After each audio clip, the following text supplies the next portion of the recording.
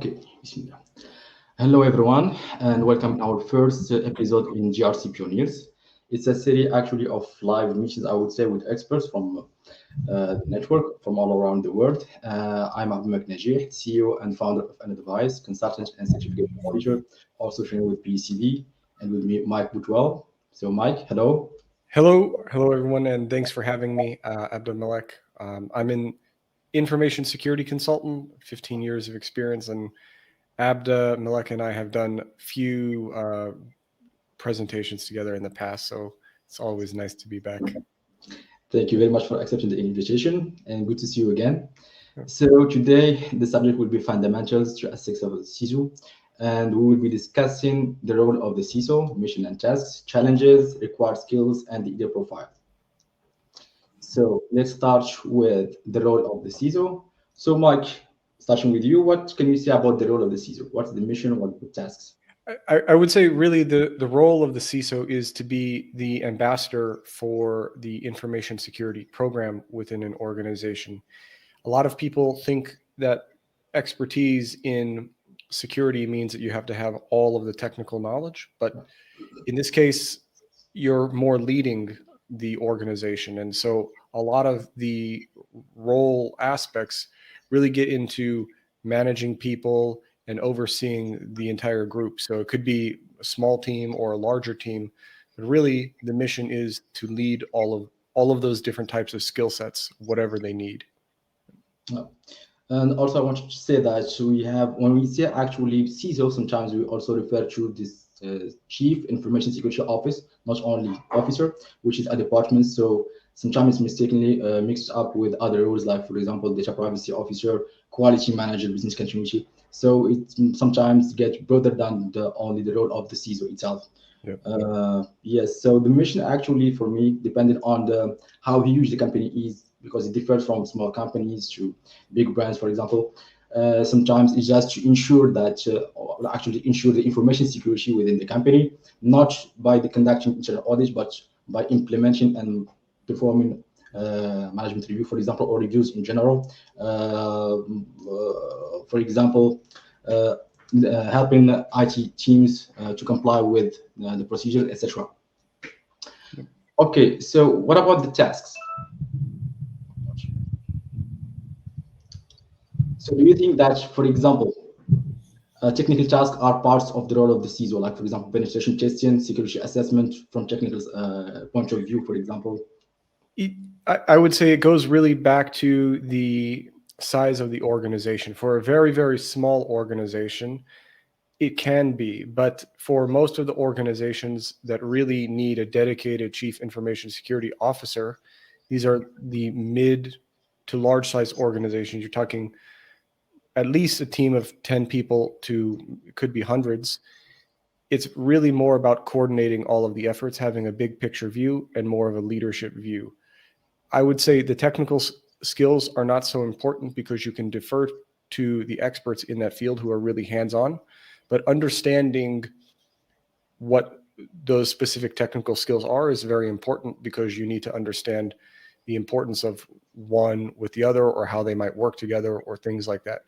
So I think actually from the leadership perspective, soft skills might be a bit more important. I'm not sure what your opinion is on this, but I'm interested to hear it. I totally agree with you, and we'll get back to that at the end of the slides. Okay. Of the conference, yes, because we talk more about the ideal profile and what should a CISO have as skills. Okay, so now about challenges. We have internal challenges, external challenges for a CISO, starting with internal ones. So what do you think about the challenges that a CISO might find? One of the biggest challenges is managing the internal politics. It could be very complicated because you have a lot of other organizations that you have to deal with that have their own agendas. Maybe there was a previous CISO that didn't do too well, and you might have to, win over that person to say, like, I'm actually a different person. And so there's a lot of perceptions of information security that you have to deal with. And the politics is definitely one of the biggest challenges. And specific to that, politics is different in every organization. So it'll take some time before a CISO actually gets into an organization to understand what kind of, let's say, games that they can play. Because at certain points, you might reach difficult situations where you have to navigate them, and certain types of actions are going to work in one organization that won't work in another organization. So really being able to identify those is really one of the key aspects of the internal challenges. So politics definitely for me is the big one.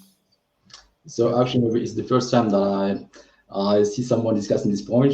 I can also add some kind of jealousy for sometimes, and the game of power from time to time also as well. And I have remarked from our previous experience that there is also challenges regarding the authority. So the CISO cannot act as a CISO if he does not have the sponsorship to execute his mission correctly. Also, lack of resources, but here it depends actually on the size of the company. Sometimes it's the limited budget. Sometimes it's just the sponsorship and the awareness of top management who will not let go of the budget for completing the mission.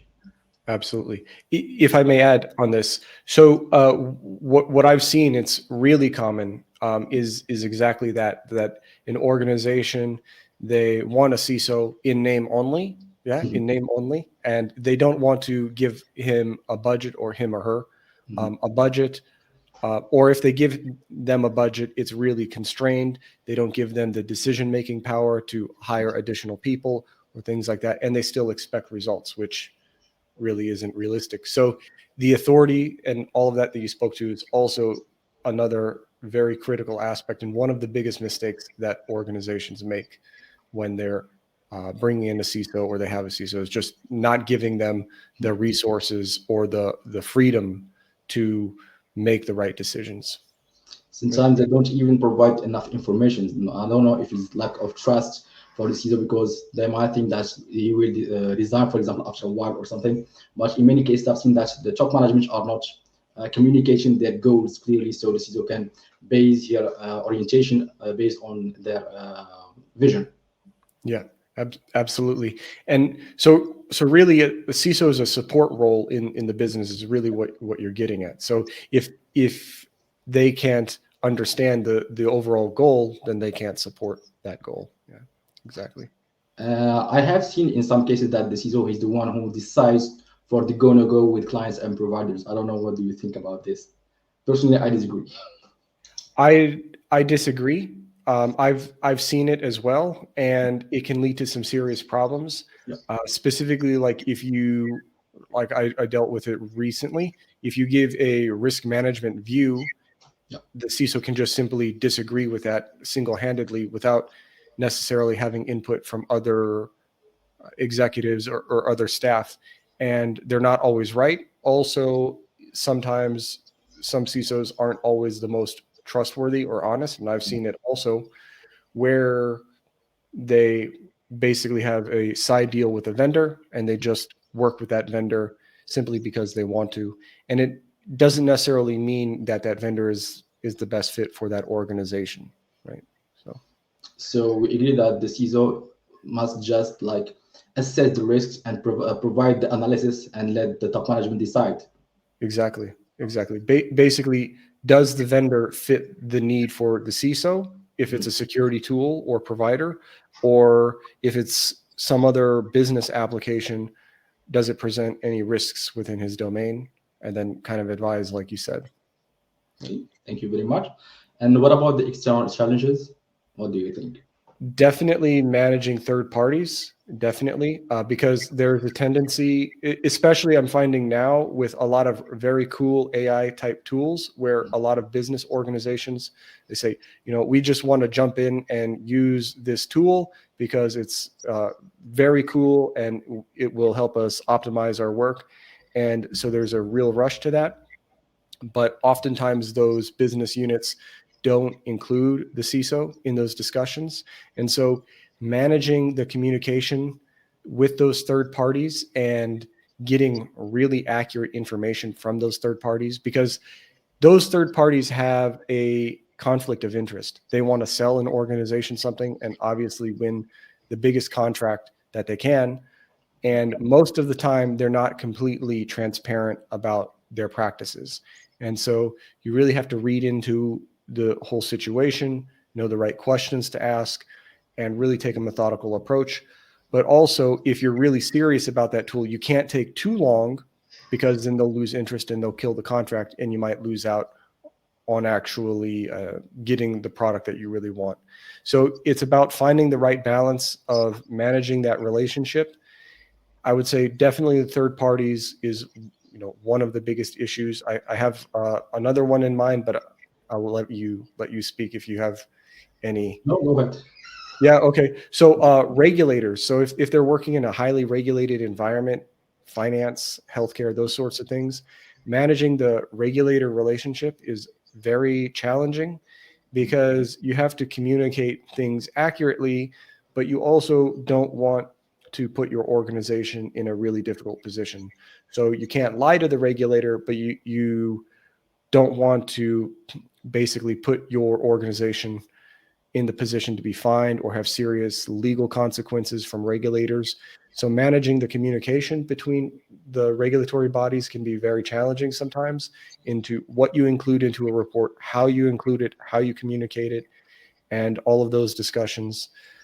So a lot of it is very challenging, and you have to think several steps ahead as to, like, if you say one thing, or if you communicate one thing through written or text, what's the perception of that going to be, and then how do I manage that in an ethical way, let's say.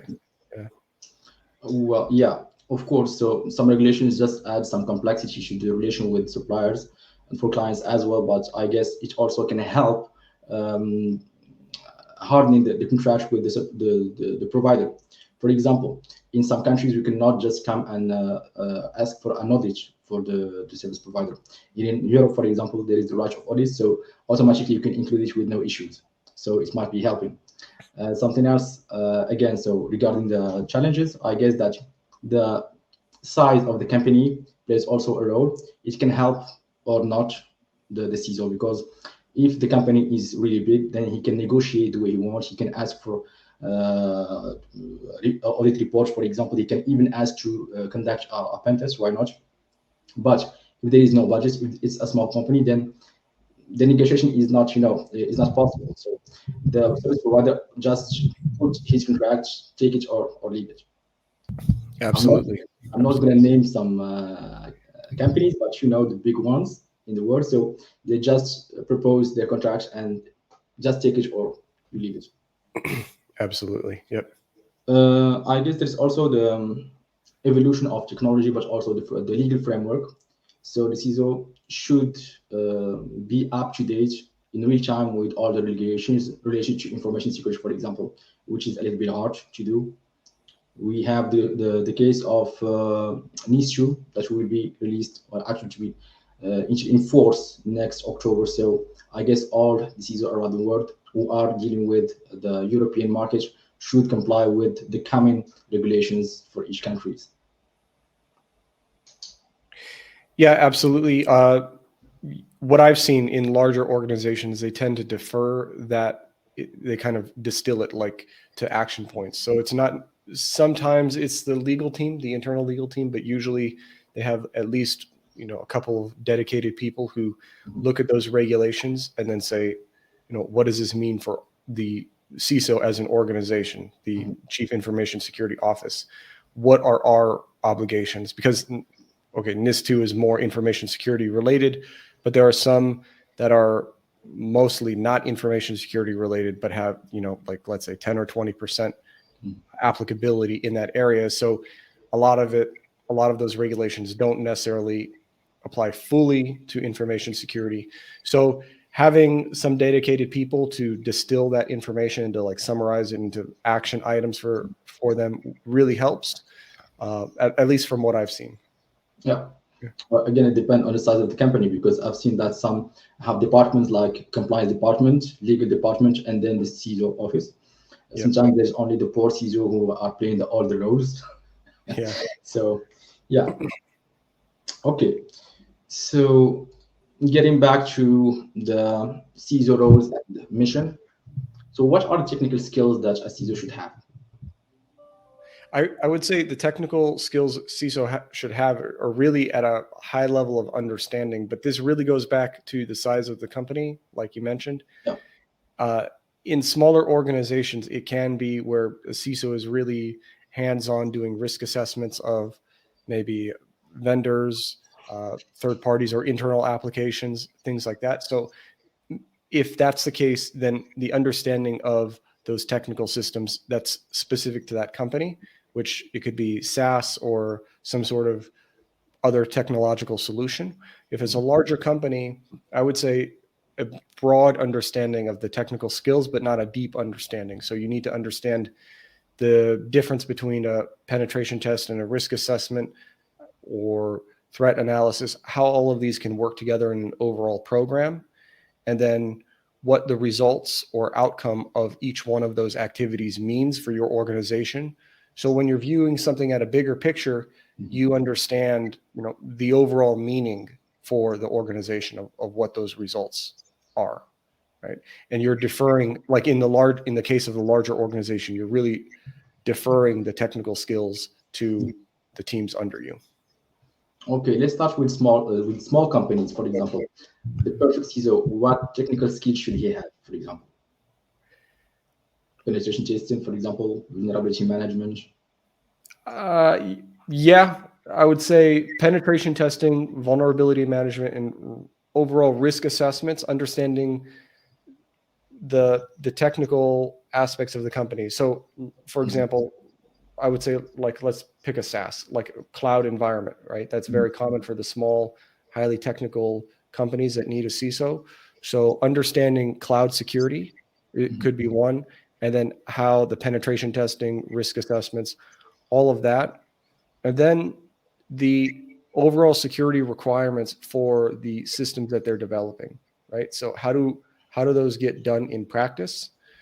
They might be leading a small team, like a team of 3 or 4 or 5 people, and they need to understand how those are implemented, because ultimately they're going to sell that product to someone, product or service, and those kinds of technical questions are going to be deferred directly to the CISO. In that case, CISO is also doing sales enablement, and they need to be able to communicate the technical terms in sales language. I've seen that a lot as well. So for the smaller organizations, I would say it's much more challenging from the technical capability, because you're balancing a lot of responsibilities in one person. Yeah, totally agree with you. So those were technological skills, not always in technical skills. So what do you think? Maybe he can have like documentation skills, risk assessment, audition? Yeah, you mean for soft skills? Yeah. No, I mean GRC skills. Or GRC skills. Oh, yeah, definitely. In my view, GRC is a really key component that a lot of organizations really don't understand, and it becomes even more important as the organization grows in size. And it is really the key factor in making fundamental risk decisions and coming to a really balanced approach, because there's always going to be a trade-off between having something that's too secure, that is beyond the requirements that the organization needs, or not secure enough.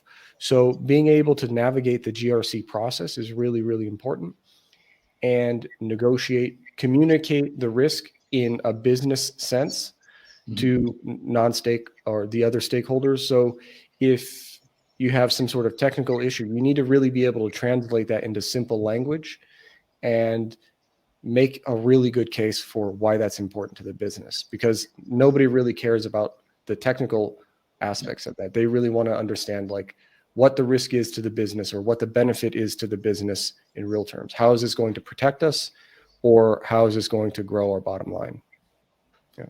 Okay, thank you very much. So those are partly soft skills. So I agree with you. So communication is the pillar of the soft skills that a CISO should have. Actually, I can add that a CISO should master the techniques for presentation, because actually when trying to grab the approval of the top management, he should really present his project and play on their character maybe. So maybe actually I can add also the psychological parts to identify who is visual, for example, to add some images, some flow chart, for example, to make it easier for someone who likes more the visuals, visual aids. You can also add some details for people who are more oriented to details, with some statistics, for example, with the pricing, with benchmarkings, etc., etc. Okay, so you also mentioned negotiation. Yeah, I agree with you, because actually, if he cannot negotiate, so he can never get the approval. There's also some techniques, for example, in some company, I have seen that the first deliverables or the first presentation is rejected by default. So I don't know why, but I've been taught that you have always to come with a draft that is not what you really want to make a proof, you know. So you just deliver something to get rejected, then you give them in the second try the real deliverables to get the approval. Yeah, I've actually seen that tactic play out a lot, especially when it goes to budgets, where they will have like some ridiculously high budget, and that knowing that it's going to get rejected, and then they have the budget that they really want with the real reasoning behind it. But yeah, negotiation, and then you touched on something that's really good, like the psychological aspect, not just understanding the visuals, but understanding what kind of behaviors will move people in the right direction, right? Without overtly being manipulative or coming off as forceful. So you need to understand it's sometimes a bit of a game of behavior, and being able to understand what kind of person you're dealing with, how are they going to respond to certain actions, what kind of things can you get away with versus what can't you in some organizations is going to vary from person to person. You need to be able to identify that. It's quite complex. Yeah. I think that sales also can play here. How to sell your project, because sometimes when you just expose what you have in mind, for example, ISO 27001 certification for the organization, if you put it just like this, then maybe they will not be interested in your offer or in your idea. Whereas when, for example, you expose the issue, the problem, and maybe you can let them think for the first mission, and only in the second month during Security Council, for example, only then you can expose the solution to the problem. Then maybe they would accept immediately. Yeah, definitely. Okay, thank you very much. So now the idiot profile. I have just an example of certifications here. There are so much more. So what do you think about the idiot profile? What should he have as certification, for example? I would think the CISSP as a certification, which isn't shown here, is a key component because it gives a high enough overview, and it's also a really well-respected certification. If you're working in a more regulated industry, in ISO 27001 certification implementer or auditor, I think auditor kind of covers ISO 27001 a little bit better because it puts you in the seat of the auditor, which if you're seeking the full certification for your organization, it helps you prepare, in my opinion, better because you know the mindset that the auditor is going to approach with. So it's not just the actual controls or what you need to implement or how to implement it, but also the mindset that you're going to be, let's say, tested by, which is really important for thinking ahead. You really need to be able to plan ahead. And then additional certifications could be, if you're in I would say, a cloud organization, look for cloud type certifications so you can support that. I've also seen really, really interestingly enough, if a CISO is in a very heavily regulated industry, very strictly regulated, I've seen them come from a legal background, like they start off their career in legal management and then transition into information security. So it really depends on what the ultimate goal is, but it can be where a legal background can actually support that if later on they build the skills and knowledge of information security. Okay, totally agree with you. But I would say that maybe previous experience in the technical field would be a plus, because otherwise you will not be able to discuss with the technical teams because I know as a legal man, he would communicate easily with the senior management, but not the other way around. I would just to add something is that the ISO 27005 maybe would be interesting for all the CISO because they are managing risks at the level of the company. Other information is that the lead audition might be a little bit difficult in comparison with the implementer, but I don't know, depend on everyone. Yeah, could you repeat the last part, Abdelmalek? Yeah, I'm talking about the lead auditor because actually the lead auditor certification is at the top of the scheme. So maybe it's the hardest part of the ISO 27001 scheme. Yeah, well, my view on this is still it helps you understand this the auditor or the audit mindset when you're preparing for this, because a real auditor is really going to test your organization and understanding like in the audit preparation, the CISO is really the ultimate person who's responsible for this, right? So they need to really understand. And going back to how you mentioned technical skills, that's also important. So it's a really difficult position because you need to have a broad understanding of a lot of topics. You mentioned the technical one, the technical understanding is really important. But how do you know that your internal audit is preparing for your certification correctly? Are they helping out? Are they facilitating the right way? And I think at least having some understanding of the audit process or the mindset of an auditor will really benefit you. And, you know, being a CISO is really difficult. I think achieving the lead auditor certification is not as difficult as being a CISO.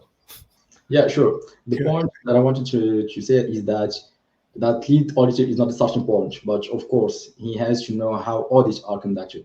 I fully agree with you. Okay. Yeah. Okay, so I guess we came to the end of this webinar. We made this a little bit short, not heavy for everyone. So if there is no question from the audience, you have anything to add, Mike? No, I don't see any questions, or do we? Okay. No. Okay. Nothing to add. Okay, so thank you very much, Mike. Thank you, everyone, and see you in next episode. Yep. Thanks, Abda. See you. Take care.